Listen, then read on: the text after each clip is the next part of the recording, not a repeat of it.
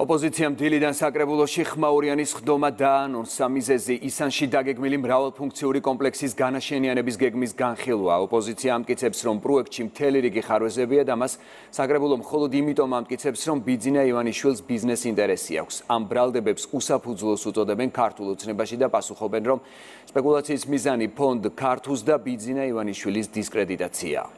მაკა აბულაშვილი მაბულაძე მუშაობს თბილისის საკრებულოში. მაკა, რა ეტაპზეა სხდომა და რა განცხადებები კეთდება ამ დროისთვის?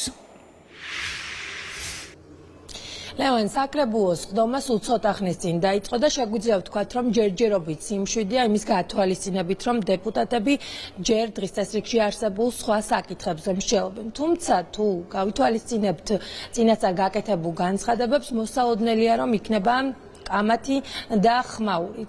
საქმე კი ეხება ისანში არსებულ მიწის ნაკვეთზე დაგეგმილ მშენებლობას, რომლის მიხედვითაც პროექტის მიხედვით უნდა აშენდეს მრავალფუნქციური კომპლექსი, რომელსაც ასევე ექნება დიდი რეკრეაციული სივრცე. როგორც საკრებულოს თავმჯდომარემ განაცხადა, არ არსებობს არანაირი კითხვის ნიშანი ამ კონკრეტულ პროექტთან დაკავშირებით, მეტიც ის აკმაყოფილებს ყველა იმ სტანდარტს, რასაც აწესებს დედაქალაქი და მოვისმინეთ, რომ მნიშვნელოვანია მსგავსი ტიპის ინვესტიციები, არა მხოლოდ დედაქალაქისთვის, ასევე დედაქალაქის ცხოვრებლებისთვისაც.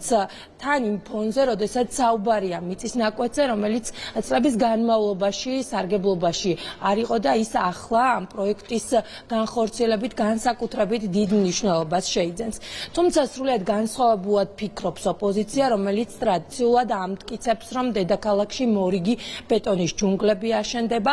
მოვისმინეთ ისიც, რომ თუ ქველმოქმედება და ეკონომიკური გაძლიერება სურს ვინმეს, ამისთვის არა კორპუსები, არამედ საწარმოები და ქარხნები უნდა ააშენოს და მთავარი, რასაც ბოლო რამდენიმე დღის განმავლობაში ოპოზიციის წევრები მათ ბრალდებებში აჟღერებენ, არის ის, რომ ეს პროექტი არის და ემსახურება ბიძინა ივანიშვილის პირადი ინტერესებს და სარგებელსაც მხოლოდ ის მიიღებს. ისევ და ისევ კორპუსები, იმის ნაცვლად, რომ 100 ქარხანა უნდა ყოფილიყო, მახსოვს ესეთი დაპირება იყო და ზუსტად ქარხნის ტერიტორიაზე ისევ აშენდება ბეტონის ჯუნგლები.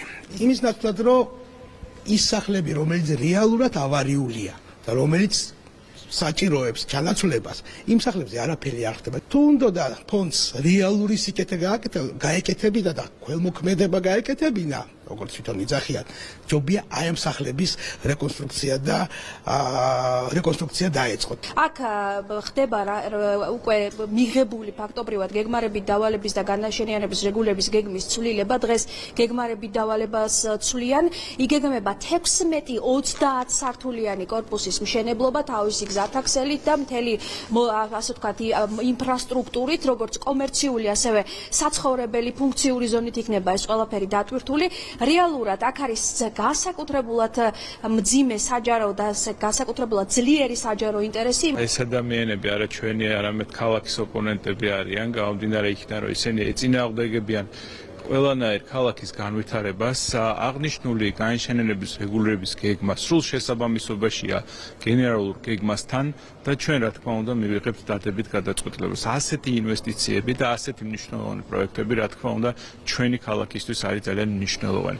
მათი რიტორიკა რა თქმა უნდა ეს არის პოლიტიკური ტყის წესრიგი და ისინი ცდილობენ რომ შეიყვანონ რა თქმა უნდა საზოგადოება შეცდომაში. ჩვენ საქმე არ გვაქვს ურბანულ საკითხებთან და იმისთან რომ რაიმე მიუღებელ გადაწყვეტილებას ვიღებთ. ჩვენ საუბარი გვაქვს მხოლოდ იმაზე, რომ სადაც კი ფონდი ქართუ გაიჟღერებს, ჩვენი ოპონენტები მუდმივად ცდილობენ, რომ ეს თავის პოლიტიკური მიზნებისთვის გამოიყენონ. ჩვენ ოპონენტებს შინაარსობრივად არანაირი შენიშვნა არ გააჩნია. ფონდმა ქართუმ თავად გააკეთა განცხადება ამ თანხას, რომელიც ამ რეალიზაციის შედეგად მთლიანად ქველმოქმედებაში მიმართავენ და ამასთანავე დამატებით მინდა გითხრათ, რომ ამ პროექტის ფარგლებში შემსრულებელს კიდე დამატებით მოუწევს ბიუჯეტში 10 მილიონ ლარზე მეტი გადახდა. შესაბამისად, ნებისმიერი სახის რაღაცა ინსინუაციები ამასთან დაკავშირებით არის აბსოლუტურად ზედმეტი.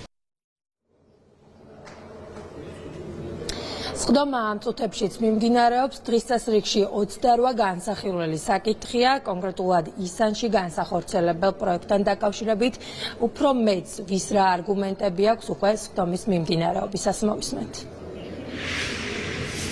მადლობა უსმენდით მაკა აბულაძეს.